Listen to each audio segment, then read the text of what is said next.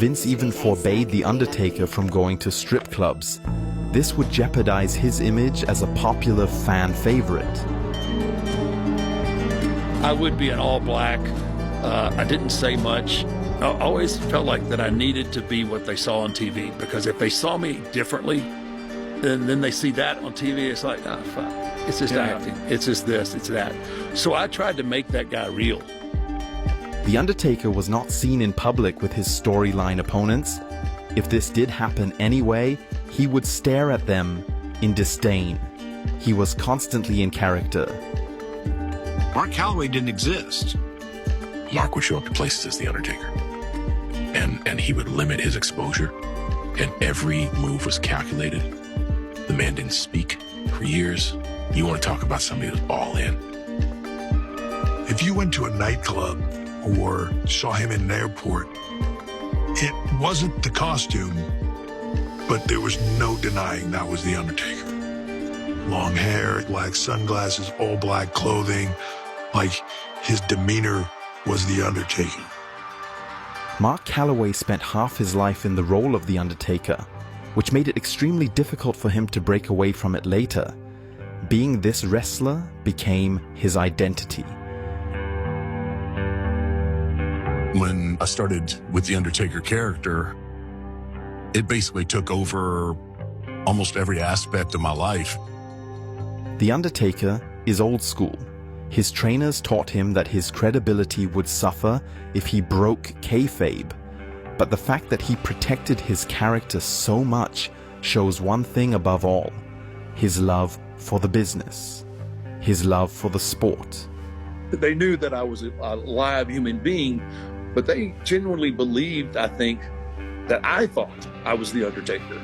I think that's the way that I was perceived. Like, this dude is just different, and different from what everybody else was doing. His colleagues were impressed by this and respected his serious approach. However, his friends tried to make him laugh. For example, one of his closest confidants, Kurt Angle. The goal was to put Undertaker in a situation where he would break character and laugh, or even just break a smile in front of the cameras. Kurt Angle tried it with a kiss. I love you, man.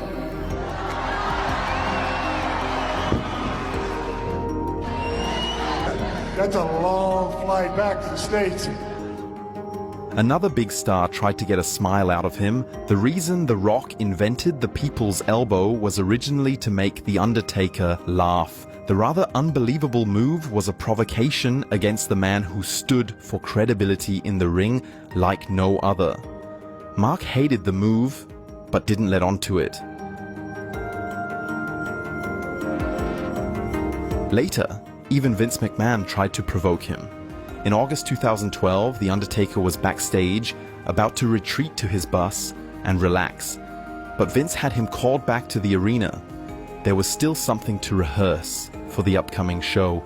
When The Undertaker arrived at the arena, he found his boss giggling.